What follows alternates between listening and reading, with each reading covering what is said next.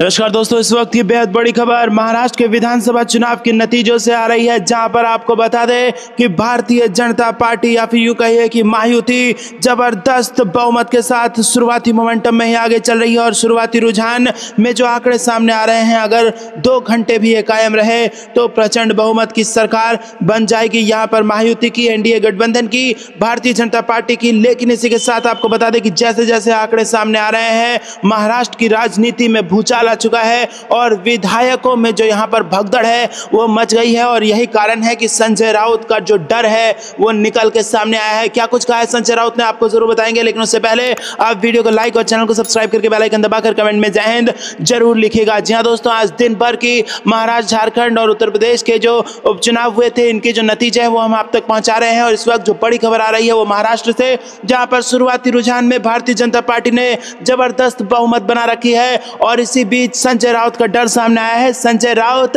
चाहते हैं कि जो विधायक महाविकास अघाड़ी के जीतते जा रहे हैं वो किसी रेस्टोरेंट में पहुंच जाए। तो दोस्तों, यहां पर रिजॉर्ट पॉलिटिक्स शुरू हो चुकी है महाराष्ट्र में, क्योंकि कहीं ना कहीं ये डर है कि अगर आंकड़ों में भारतीय जनता पार्टी को नुकसान होता है तो किसी भी वक्त भारतीय जनता पार्टी महाराष्ट्र में ऑपरेशन लोटस को शुरू कर सकती है और जैसे तैसे सरकार बना सकती है। ये डर अभी से, जबकि आंकड़े धीरे धीरे स्पष्ट भी नहीं हुए हैं, कुछ समय बाद होंगे, लेकिन अभी से महाविकास अघाड़ी के नेता संजय राउत को इस बात का डर है कि कहीं ना कहीं उसके विधायक चिटक ना जाए और रिजॉर्ट पॉलिटिक्स यहां से शुरू होने लगी है। तो दोस्तों, कई प्रकार के सवाल महाविकास अघाड़ी पर या फिर यूं कहिए कि शिवसेना उद्धव ठाकरे पर उठ रही है, क्योंकि जिस प्रकार से पहले शिवसेना में फूट हुई थी और बहुत सारे नेता शिंदे गुट में चले गए थे, उसके बाद ये माना जा रहा था कि जो ठाकरे साहब के पास जितने भी विधायक हैं वो ईमानदार होंगे, वफादार होंगे। लेकिन अब जिस प्रकार से बयान संजय राउत ने सुबह सुबह दिया है,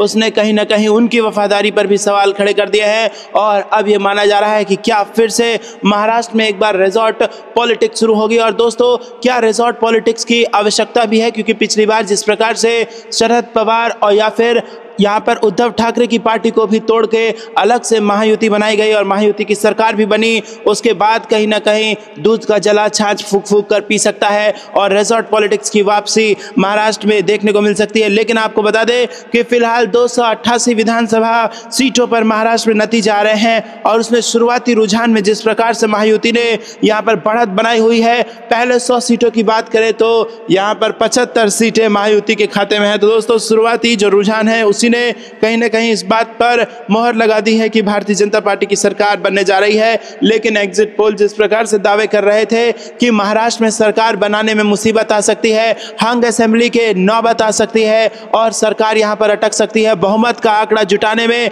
किसी भी एक बड़े गठबंधन को दिक्कतों का सामना करना पड़ सकता है। लेकिन आपको बता दें कि आंकड़े जो सामने आ रहे हैं वो इस बात पर मोहर नहीं लगा रहे हैं। आंकड़ों के हिसाब से तो यही माना जा सकता है कि कोई मुसीबत नहीं आने वाली है और भारतीय जनता पार्टी यहां पर अपनी सरकार बनाने वाली है। लेकिन फिर भी तमाम राजनीतिक दल अपनी तरफ से यहां पर सेफ रहना चाहते हैं और रिजॉर्ट पॉलिटिक्स की शुरुआत महाराष्ट्र में देखने को मिल रही है। आपको क्या कुछ लगता है कमेंट में जरूर बताइए। वीडियो को लाइक नहीं किया है तो लाइक जरूर कीजिएगा और ज्यादा से ज्यादा वीडियो को शेयर कीजिएगा और चैनल को सब्सक्राइब करके रख लेंगे तो पल पल की जो चुनावी नतीजों के आंकड़े हैं वो आप तक पहुंचाते रहेंगे। रुक करते हैं अगली ब्रेकिंग न्यूज की तरफ। में कई इलाकों में एनआईए की छापेमारी, पाकिस्तानी आतंकियों की घुसपैठ का मामला। जी हां दोस्तों, राष्ट्रीय जांच एजेंसी ने गुरुवार सुबह जम्मू के कई इलाकों पर रेड डाली। ये छापे एक नए दर्ज मामले से संबंधित है जिसमें पाकिस्तान से आतंकवादियों की घुसपैठ का आरोप लगाया गया। जानकारी के अनुसार एनआईए की इस छापेमारी का मकसद पाकिस्तानी आतंकियों के भारत में घुसने के प्रयासों के बारे में महत्वपूर्ण जानकारी जुटाना है। सूत्रों ने बताया कि पुलिस और अर्धसैनिक बल सीआरपीएफ की मदद से एनआईए के अधिकारी कई स्थानों पर छापेमारी कर रहे हैं। एनआईए की ये छापेमारी जम्मू के इलाकों में हो रही है। पिछले दिनों घाटी में कई आतंकी घटनाएं हुई, जिसके बाद आतंकियों के खिलाफ सुरक्षा बलों का एक्शन भी तेज हो चुका है। एनआईए की इस कार्रवाई को आतंकियों के खिलाफ एक बड़ी कार्रवाई के रूप में देखा जा रहा है। दोस्तों, इससे पहले एनआईए ने 5 अक्टूबर को 5 राज्यों के 22 ठिकानों पर आतंकी साजिश और टेरर फंडिंग के शक में एक साथ छापेमारी की थी। एनआईए की ओर से ये छापेमारी महाराष्ट्र, जम्मू कश्मीर, उत्तर प्रदेश, असम और दिल्ली में छापेमारी की गई थी। ये कार्रवाई आतंकी संगठन जैश ए मोहम्मद से जुड़े मामलों को लेकर की गई थी। रुक करते हैं अगली ब्रेकिंग न्यूज़ की तरफ। पाकिस्तान में बवाल तय, बलूचिस्तान में बगावत के सुर तेज, अब सेना की कार्रवाई से सुलझ सकते हैं हालात। जी हाँ दोस्तों, पाकिस्तान की सरकार अक्सर अपने ही राज्य बलूचिस्तान के साथ दोयम दर्जे का व्यवहार करती है। पाकिस्तान सरकार के इस रवैये के चलते अक्सर बलूचिस्तान में विरोधी सुर उभरने लगते हैं। अब एक बड़ा फैसला लेते हुए प्रधानमंत्री शहबाज शरीफ ने बलूचिस्तान में सेना तैनात करने का आदेश जारी कर दिया है। 19 नवंबर को इस्लामाबाद में हुई उच्च स्तरीय बैठक के बाद इस फैसले की घोषणा की गई, जिसमें प्रधानमंत्री के साथ उनकी कैबिनेट, बलूचिस्तान के मुख्यमंत्री और सेना के वरिष्ठ अधिकारी शामिल थे। इस फैसले का उद्देश्य बगावती गुटों का सफाया करना है, लेकिन विशेषज्ञों का मानना है कि इससे स्थिति और विस्फोटक हो सकती है। प्रधानमंत्री कार्यालय द्वारा जारी बयान के अनुसार सेना का मुख्य निशाना बगावती संगठन बलोच लिबरेशन आर्मी और उसकी इकाई माजिद ब्रिगेड होंगे। इसके साथ ही बलोच लिबरेशन फ्रंट और बलूच राजी आजोई संगर जैसे संगठन भी कार्रवाई की जद में आएंगे। रुक करते हैं अगली ब्रेकिंग न्यूज़ की तरफ। मोहम्मद यूनुस की चाल हो रही नाकाम, शेख हसीना की पार्टी को मिल रहा कट्टर विरोधी दल जिया का साथ। जी हाँ दोस्तों, आपको बता दें कि यहाँ पर बांग्लादेश में मोहम्मद यूनुस के नेतृत्व वाली अंतरिम सरकार सबसे बड़ी राजनीतिक दुविधा में फंसी हुई है। बांग्लादेश में चुनाव कराने की मांग के साथ ही अंतरिम सरकार पर शेख हसीना की पार्टी आवामी लीग को राजनीति और चुनाव में प्रतिबंधित करने का दबाव है। जुलाई अगस्त में हसीना विरोधी आंदोलन का नेतृत्व करने वाला छात्र नेतृत्व आवामी लीग को राजनीतिक क्षेत्र से बाहर करने की वकालत कर रहा है, लेकिन देश का दूसरा प्रमुख दल बीएनपी और उसके सहयोगी इस तरह के प्रतिबंध का विरोध कर रहे हैं। शेख हसीना की कट्टर विरोधी खालिदा जिया की बांग्लादेश नेशनलिस्ट पार्टी ने आश्चर्यजनक रूप से आवामी लीग पर प्रतिबंध का विरोध किया है और राजनीतिक समावेश की बात कही है। रुक करते हैं अगली ब्रेकिंग न्यूज़ की तरफ। पाकिस्तान के साथ बातचीत की पहली शर्त आतंकवाद का खात्मा, यूएन में भारत के राजदूत का बयान। जी हाँ दोस्तों, संयुक्त राष्ट्र में भारत के राजदूत ने कहा कि पाकिस्तान के साथ बातचीत तभी शुरू हो सकती है जब पाकिस्तानी सीमा पर आतंकवाद को पूरी तरह से खत्म करे। और भारतीय राजदूत ने कहा कि भारत सीमा पार आतंकवाद का पीड़ित है और आतंकवाद के प्रति हमारी जीरो टॉलरेंस की नीति है। भारत राजदूत ने कहा कि पाकिस्तान के साथ हमारा मुख्य मुद्दा आतंकवाद है। कोलंबिया विश्वविद्यालय के school of international and public affairs में एक कार्यक्रम का आयोजन किया गया, जिसका विषय प्रमुख वैश्विक चुनौतियों का जवाब, भारत का तरीका था। इस कार्यक्रम में संयुक्त राष्ट्र में भारत के राजदूत पवतनेनी हरीश भी शामिल हुए। कार्यक्रम में जब भारतीय राजदूत से पाकिस्तान को लेकर सवाल किया गया तो उन्होंने कहा कि प्रधानमंत्री नरेंद्र मोदी ने पाकिस्तान के साथ संपर्क करने और बातचीत करने की कोशिश की थी, लेकिन भारत में पाकिस्तान की तरफ से जारी आतंकी गतिविधियों ने विश्वास को खत्म कर दिया है। पाकिस्तान के साथ बातचीत में पहला मुद्दा आतंकवाद का खात्मा है और ये एक अहम मुद्दा है। रुक करते हैं अगली ब्रेकिंग न्यूज़ की तरफ। 500 साल की समस्या को 2 साल में सुलझा दिया, अयोध्या को लेकर बोले सीएम योगी आदित्यनाथ। जी दोस्तों, उत्तर प्रदेश के मुख्यमंत्री योगी आदित्यनाथ ने अयोध्या को लेकर कहा कि 500 साल से सनातन को मानने वाले लोग आंदोलन करते रहे, उन्होंने बलिदान दिए, वो केवल एक संकल्प के साथ काम कर रहे थे कि अयोध्या में राम मंदिर को देख लें, लेकिन जब पूरा समाज एकजुट होकर खड़ा हुआ, केंद्र और राज्य की सरकार एक साथ आई तो 500 सालों की समस्या को सिर्फ 2 साल में ही सुलझा दिया गया। सीएम योगी ने कहा कि 500 साल पहले भी अगर एक रहते तो ये समस्या आती ही नहीं। उन्होंने कहा कि वो प्रवृत्ति जो समाज को बांटती है और राष्ट्र को कमजोर करती है, उससे खुद को अलग करना, उन लोगों को बेनकाब करना है और उनको अलग थलग करना है जो बांटना चाह रहे हैं। मुख्यमंत्री आदित्यनाथ ने कहा कि दुनिया की कोई ताकत सनातन धर्म के सामने टिक नहीं पाएगी। विधर्मी के पास ताकत नहीं थी किसी चीज़ की, लेकिन वो हम पर हमला करने में सफल हुए, हमारे तीर्थ स्थलों को नुकसान पहुंचाने में सफल हुए, बहू बेटियों से गलत व्यवहार करने में सफल हुए, उन्होंने देश को गुलाम बनाया, देश अपमानित होता रहा। जी हाँ दोस्तों, सीएम योगी ने कहा कि देश को फिर से उस स्थिति में पहुंचाने से बचने के लिए समय रहते उपचार जरूरी है। समाज को भी देखना चाहिए कि अगर कहीं मतभेद दिख रहे हैं या फूट पड़ रही है तो उपचार कर लीजिए। रुक करते हैं अगली ब्रेकिंग न्यूज़ की तरफ। हरियाणा के मंत्री अनिल विज का दावा, महाराष्ट्र और झारखंड में भाजपा बनाएगी सरकार, एग्जिट पोल पर दी प्रतिक्रिया। जी हाँ दोस्तों, महाराष्ट्र और झारखंड विधानसभा चुनाव 2024 के एग्जिट पोल पर प्रतिक्रिया देते हुए हरियाणा सरकार के मंत्री अनिल विज ने भाजपा की जीत का दावा किया है। अंबाला में पत्रकारों से बातचीत के दौरान विज ने कहा कि दोनों राज्यों में भाजपा पूर्ण बहुमत के साथ सरकार बनाएगी। मंत्री अनिल विज ने कहा कि उन्होंने एग्जिट पोल के नतीजों को सटीक बताते हुए कहा कि भाजपा की लोकप्रियता और केंद्र सरकार की नीतियों के प्रति जनता का समर्थन ही ही इस जीत का आधार बनेगा। रुक करते हैं अगली ब्रेकिंग न्यूज की तरफ। राहुल गांधी के आरोपों पर बीजेपी का पलटवार, संबित पात्रा ने कांग्रेस सरकार पर उठाए सवाल। जी हां दोस्तों, भारतीय जनता पार्टी ने गौतम अडानी को लेकर राहुल गांधी की ओर से लगाए गए आरोपों पर अपना जवाब दिया है। बीजेपी की तरफ से सांसद संबित पात्रा ने प्रेस कॉन्फ्रेंस पर कांग्रेस पर ही कई सवाल उठाए। संबित पात्रा ने पूछा कि आंध्र प्रदेश में कांग्रेस की सरकार है और वहां सबसे ज्यादा लेन देन अडानी ग्रुप से इन्होंने ही किया है। उन्होंने छत्तीसगढ़ का जिक्र भी कांग्रेस पर सवाल उठाए। संबित पात्रा ने कहा कि आमेर की जांच के दौरान जिन 4 राज्यों का नाम आया, उन 4 राज्यों में उस समय में कांग्रेस या उनके सहयोगियों की सरकार थी। बात तमिलनाडु की हो या आंध्र प्रदेश की, उड़ीसा और छत्तीसगढ़ की हो, हर जगह कांग्रेस की सरकार थी। संबित पात्रा ने कहा कि भूपेश बघेल जब छत्तीसगढ़ के सीएम थे तब अडानी ने करोड़ों रुपए का निवेश किया था। अशोक गहलोत सरकार के दौरान भी अडानी ने निवेश किया था। अगर वो भ्रष्ट हैं तो इतना निवेश क्यों किया? कर्नाटक सरकार ने अडानी को अपने राज्य में निवेश क्यों करने दिया? उन्होंने सवाल किया कि क्या राहुल गांधी और बघेल अलग हैं? दोस्तों, आपको बता दें कि संबित पात्रा यहीं नहीं रुके। उन्होंने राहुल गांधी को लेकर कहा कि अगर उन्हें लगता है कि कहीं कुछ गलत हुआ है तो वो कोर्ट क्यों नहीं जाते। उन्होंने राहुल गांधी के उस बयान पर भी आपत्ति जताई जिसमें उन्होंने कहा था कि कांग्रेस पार्टी अकेले मीडिया का काम, जुडिशरी का काम कर रही है। संबित पात्रा ने कहा कि माँ और बेटे जमानत पर बाहर हैं और ये कहते हैं कि जुडिशरी का काम भी यही कर रहे हैं। राहुल गांधी भारत के शेयर मार्केट को गिराना चाहते हैं। निवेशकों को जो करोड़ों का नुकसान हुआ है वो राहुल गांधी की वजह से हुआ है। रुक करते हैं अगली ब्रेकिंग न्यूज की तरफ। अब सही लाइन पर आने लगा ड्रैगन। राजनाथ सिंह ने चीनी रक्षा मंत्री से बताया कि क्या चाहता है भारत। जी हाँ दोस्तों, यहाँ पर भारत और चीन के बीच सीमा विवाद पर समझौते के बाद चीजें सही दिशा में आगे बढ़ रही हैं। पीएम मोदी की चाइनीज राष्ट्रपति से रूस के कजान में मुलाकात के बाद से बदलाव दिख रहा है। विदेश मंत्री जयशंकर ने अपने चीनी समकक्ष वांग यी से ब्राजील में G20 से इतर मुलाकात की थी। अब रक्षा मंत्री राजनाथ सिंह ने अपने चीनी समकक्ष से मुलाकात की। इन मुलाकातों में जो एक बात कॉमन है वो है चीन का बदला सुर। अमेरिकी चुनाव में ट्रंप की जीत का डर चीन पर साफ नजर आ रहा है। रक्षा मंत्री राजनाथ सिंह ने अपने चीनी समकक्ष डोंग जुन के साथ वार्ता के दौरान 2020 के दुर्भाग्यपूर्ण सीमा संघर्षों से सबक लेने का आह्वान किया।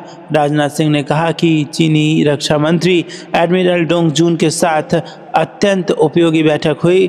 हम आपसी विश्वास और समझ के पुनर्निर्माण के लिए एक रोड मैप की दिशा में मिलकर काम करने पर सहमत हुए। भारत और चीन ने पारस्परिक विश्वास एवं समझ की बहाली के लिए एक रोड मैप की दिशा में काम करने पर सहमति व्यक्त की। दोनों देशों की रक्षा मंत्रियों की मुलाकात लाओस की राजधानी वियंतियाने में हुई है। ये मुलाकात ऐसे समय में हुई है जब कुछ सप्ताह पहले ही भारत और चीनी सेनाओं ने पूर्वी लद्दाख में 2 अंतिम टकराव स्थलों से सैनिकों की वापसी पूरी की है। रक्षा मंत्री ने एक बयान में कहा कि दोनों पक्ष पारस्परिक विश्वास और समझ की बहाली के लिए एक रोड मैप की दिशा में मिलकर काम करने पर सहमत हुए हैं। इसने कहा कि प्रतिनिधिमंडल स्तर की वार्ता में सिंह ने इस बात पर जोर दिया कि भारत और चीन के बीच सौहार्दपूर्ण संबंधों का वैश्विक शांति और समृद्धि पर सकारात्मक प्रभाव पड़ेगा।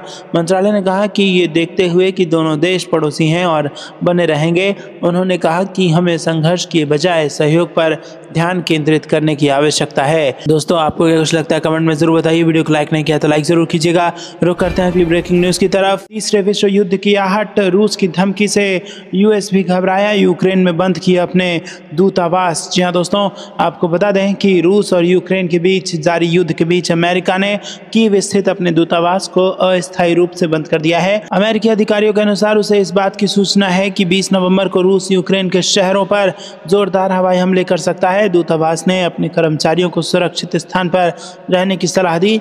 यूक्रेन में अमेरिकी नागरिकों से भी संभावित हवाई हमले की चेतावनी के लिए तैयार रहने और आवश्यक सावधानी बरतने का आग्रह किया गया। दोस्तों, दूतावास ने यह भी कहा कि अमेरिकी कर्मचारी फिलहाल यूक्रेन से बाहर भेजे जा रहे हैं और कुछ प्रमुख कूटनीतिक कार्यों को अन्य स्थानों से निपटने की योजना बनाई जा रही है। अधिकारियों ने इस बात की पुष्टि की है कि यूक्रेन में स्थिति और रूस की सैन्य गतिविधियों के आधार पर अमेरिकी दूतावास की स्थिति में समय समय पर बदलाव हो सकता है। रुक करते हैं अगली ब्रेकिंग न्यूज़ की तरफ। पंजाब में 2 दिनों में सुरक्षा बलों ने 8 ड्रोन को पकड़ा। पाकिस्तान के माफियाओं ने धुंध का फायदा उठाने की कोशिश। जी दोस्तों, उत्तर भारत के अधिकांश हिस्सों में वायु गुणवत्ता सूचकांक के बिगड़ते स्तर और धुंध की मोटी परत ने पंजाब में अंतर्राष्ट्रीय सीमा को भी प्रभावित किया है, क्योंकि दिवाली के बाद से पाकिस्तान सीमा के पास ड्रोन की गतिविधि में अचानक वृद्धि हुई है। सीमा सुरक्षा बल ने सतर्कता और 24 घंटे गश्ती बढ़ा दी है। पिछले 2 दिनों में 8 ड्रोन को मार गिराया गया है। इसमें मंगलवार को तरन तारण और अमृतसर जिलों के सीमावर्ती क्षेत्रों से बरामद किए गए 3 और पाकिस्तानी ड्रोन शामिल हैं। मंगलवार को सुबह 7:12 पर तरन तारण जिले के वान गांव से सटे एक खेत से तलाशी अभियान के बाद बीएसएफ और पंजाब पुलिस के संयुक्त दल ने एक DJI Mavic 3 क्लासिक ड्रोन बरामद किया।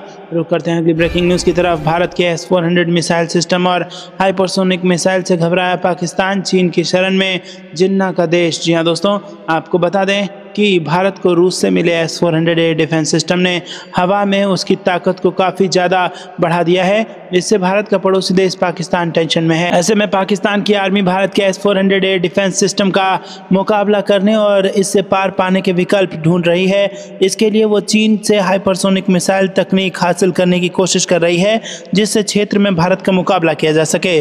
भारत ने हाल ही में लंबी दूरी की हाइपरसोनिक मिसाइल का सफलतापूर्वक परीक्षण किया है और भारत के हाइपरसोनिक मिसाइल हासिल कर लेने भी पाकिस्तान की परेशानी को बढ़ाया है। दोस्तों, रुक करते हैं अगली ब्रेकिंग न्यूज़ की तरफ। संसद के शीतकालीन सत्र में पारित होगा वक्फ बिल। जी हां दोस्तों, आपको बता दें कि मोदी सरकार संसद के आगामी शीतकालीन सत्र में एक राष्ट्र एक चुनाव के साथ ही वक्फ बिल को लेकर भी पूरी तरह से तैयार नजर आ रही है। संसदीय कार्य मंत्री किरण रिजिजू ने मंगलवार को कहा कि वक्फ संशोधन विधेयक संसद के आगामी शीतकालीन सत्र में पारित हो जाएगा। इस विधेयक में केंद्र और राज्यों के वक्फ बोर्डों के गठन और कामकाज में व्यापक सुधार का प्रस्ताव है। इस विधेयक पर विपक्षी दलों और कई मुस्लिम संगठनों ने हमला किया है। रिजिजू ने एक विशेष बातचीत में कहा कि हम इस शीतकालीन सत्र में इसे पारित करने के लिए प्रतिबद्ध हैं। इस विधेयक को पारित करने के लिए पूरे देश से मुस्लिम समुदाय सहित समाज के सभी वर्गों से जबरदस्त दबाव है। शीतकालीन सत्र 25 नवंबर से शुरू हो रहा है और रिजिजू ने इस बात पर जोर दिया कि संयुक्त संसदीय समिति को सत्र के पहले सप्ताह के अंतिम दिन तक संसद में अपने निष्कर्ष प्रस्तुत करने का आदेश दिया गया। संसदीय समिति ने एक सर्वदलीय निकाय के रूप में कानून की विस्तार से जांच की है। मंत्री ने कहा कि इसके बाद विधेयक पर बहस होगी और मतदान होगा। दोस्तों, यहाँ पर अल्पसंख्यक मामलों के मंत्री रिजिजू ने कहा कि वक्फ निकायों के कामकाज को नियमित करने के लिए विधेयक के प्रावधानों पर भी जनता के बीच बहस हुई, जो कई लाख करोड़ रुपए की संपत्ति की अध्यक्षता करते हैं। अल्पसंख्यक मामलों के मंत्रालय को 1 लाख से अधिक प्रतिनिधित्व प्राप्त हुए। रुक करते हैं अगली ब्रेकिंग न्यूज़ की तरफ। झारखंड में 2/3 बहुमत से जीतेगी भाजपा, सांसद निशिकांत दुबे ने किया ये दावा। जी हाँ दोस्तों, भाजपा सांसद निशिकांत दुबे ने दावा किया है कि उनके गृह राज्य झारखंड में एनडीए गठबंधन 2/3 बहुमत से जीतेगी। निशिकांत दुबे ने बुधवार को कहा कि घुसपैठ और बेरोजगारी जैसे मुद्दे जनता तक पहुंच गए हैं और पार्टी पहली बार झारखंड में अपने दम पर सरकार बनाने जा रही है। दुबे ने झारखंड विधानसभा चुनाव के दूसरे चरण में भी अपना वोट डाला। उन्होंने कहा कि हम यहाँ पूर्ण बहुमत से अपनी सरकार बनाने जा रहे हैं। घुसपैठ, बेरोजगारी और भ्रष्टाचार जैसे हमारे मुद्दे जनता तक पहुंचे हैं। आदिवासियों ने यहाँ सरकार बदलने का संकल्प ले लिया है। हम 2/3 बहुमत के साथ सत्ता में आ रहे हैं। झारखंड में बीजेपी पहली बार अपने दम पर अपनी सरकार बनाने जा रही है। देवघर में चुनावी लड़ाई, जिसे अक्सर बाबा नगरी कहा जाता है, झारखंड विधानसभा चुनाव में एक प्रमुख युद्ध क्षेत्र के रूप में उभरी है, जिसमें भाजपा के निवर्तमान विधायक नारायण दास और राष्ट्रीय जनता दल के 3 बार के पूर्व विधायक सुरेश पासवान के बीच मुकाबला है। रुक करते हैं अगली ब्रेकिंग न्यूज़ की तरफ। कश्मीर को सीधे दिल्ली से जोड़ेगी वंदे भारत एक्सप्रेस, पीएम मोदी करेंगे उद्घाटन। जी हाँ दोस्तों, प्रधानमंत्री नरेंद्र मोदी जनवरी में उधमपुर, श्रीनगर, बारामूला रेल लिंक पर कश्मीर को नई दिल्ली से जोड़ने वाली वंदे भारत ट्रेन का उद्घाटन करेंगे। इसकी जानकारी रेल राज्य मंत्री रवनीत सिंह ने मंगलवार को दी। वंदे भारत एक्सप्रेस ट्रेन जनवरी 2025 से राष्ट्रीय राजधानी को सीधे कश्मीर से जोड़ेगी। ये ट्रेन दुनिया के सबसे ऊंचे रेलवे पुल चेनाब रेल ब्रिज से होकर गुजरेगी। रेलवे ने USBRL परियोजना के 272 किलोमीटर में से 255 किलोमीटर का काम पूरा कर लिया है। कटरा और रियासी के बीच सिर्फ 17 किलोमीटर में से एक छोटा सा हिस्सा दिसंबर तक पूरा किया जाना है। रवनीत सिंह ने कहा कि प्रधानमंत्री के कार्यक्रम के अनुसार जनवरी में उद्घाटन होगा। रेलवे अधिकारियों के मुताबिक ये परियोजना इस साल दिसंबर तक पूरी होने की उम्मीद है। रुक करते हैं अगली ब्रेकिंग न्यूज की तरफ। पीएम आवास योजना में अब 100% महिलाएं होंगी मालिक, सरकार के फैसले के पीछे है बड़ी वजह। जी हाँ दोस्तों, पीएम आवास योजना ग्रामीण के तहत दूसरे चरण का सर्वे शुरू हो रहा है। ग्रामीण आवास योजना को सशक्तिकरण के हथियार में बदलते हुए केंद्र सरकार का लक्ष्य गरीबों के लिए बनाए जा रहे घरों का 100% स्वामित्व महिलाओं को सुनिश्चित करना है। दोस्तों, इसके दूसरे चरण में सरकार इस अनिवार्य शर्त को सख्ती से लागू करेगी कि मकान लाभार्थी परिवारों की महिलाओं सदस्य के नाम पर रजिस्टर्ड किए जाएं। इसके साथ PMAY ग्रामीण में महिला स्वामित्व और संयुक्त स्वामित्व का विकल्प है। वहीं सब्सिडी वाले घरों के निर्माण में केवल पुरुषों के रजिस्ट्रेशन को खारिज कर दिया गया है। एक वरिष्ठ अधिकारी ने कहा कि महिलाओं पर विशेष ध्यान देने के कारण इस योजना में स्वीकृत घरों में से 74% का स्वामित्व अकेले या संयुक्त रूप से महिलाओं के पास है। वरिष्ठ अधिकारी ने कहा कि योजना का उद्देश्य दूसरे चरण में महिलाओं को 100% स्वामित्व प्रदान करना है।